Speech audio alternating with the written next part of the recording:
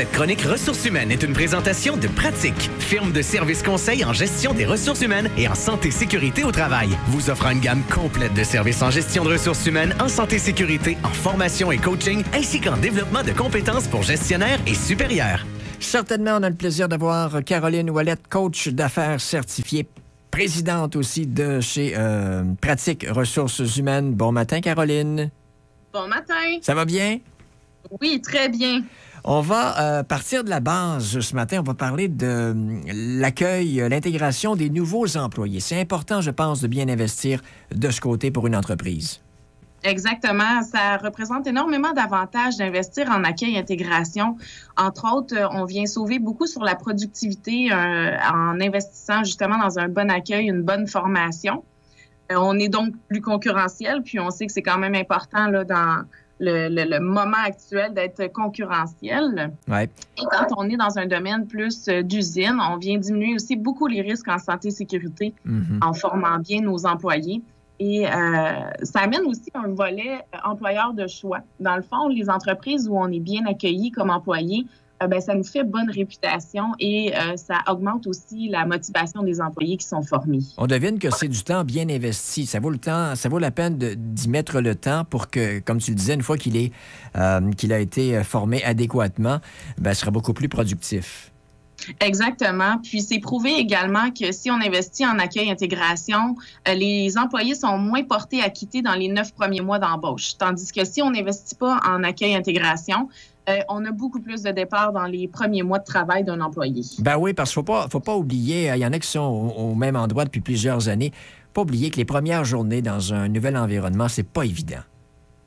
Non, exactement. Puis, on l'oublie malheureusement trop rapidement quand ça fait plusieurs années qu'on est en entreprise et on est souvent très exigeant envers les nouveaux employés et on se souvient plus que nous, notre première journée ou nos premières semaines ont été plus difficiles.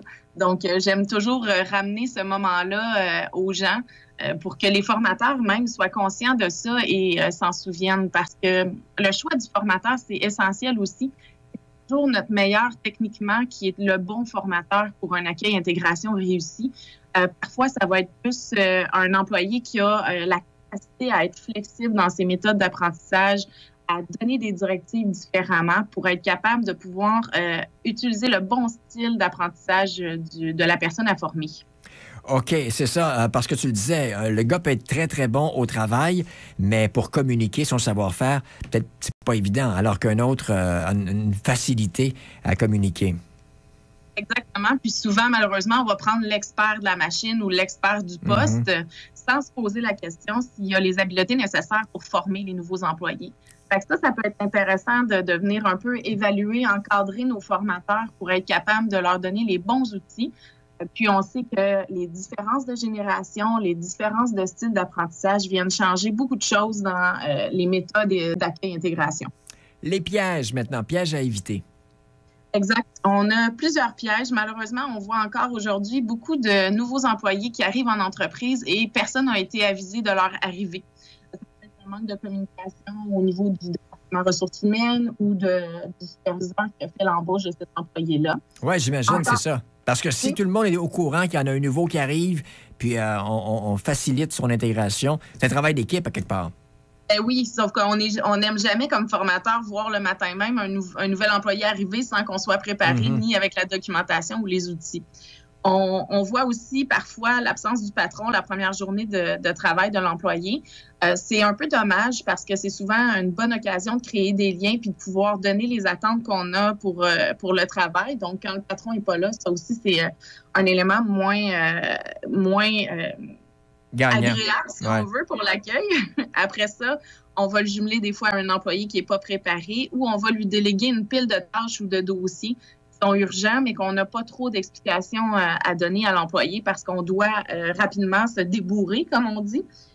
On va voir ça souvent. Ou on va moins porter attention aux petits nouveaux après quelques journées. Là, il fait déjà partie des meubles, comme on dit. Fait que ça, c'est important d'être capable de donner de la rétroaction puis du feedback là, aux nouveaux employés. Dis-moi donc, est-ce une bonne chose de demander à celui qui quitte? Souvent, c'est celui qui quitte le travail qui va former le nouveau qui arrive, sauf que lui a peut-être déjà la tête ailleurs, là, celui qui quitte. Est-ce que c'est du cas par cas? Oui, ça va être du cas par cas, mais c'est sûr qu'un employé qui quitte est pas toujours le bon formateur. Ça dépend du niveau du niveau d'implication de cet employé-là. C'est sûr que s'il part à la retraite, souvent, il est très content de former parce qu'il se dit que c'est sa dernière tâche.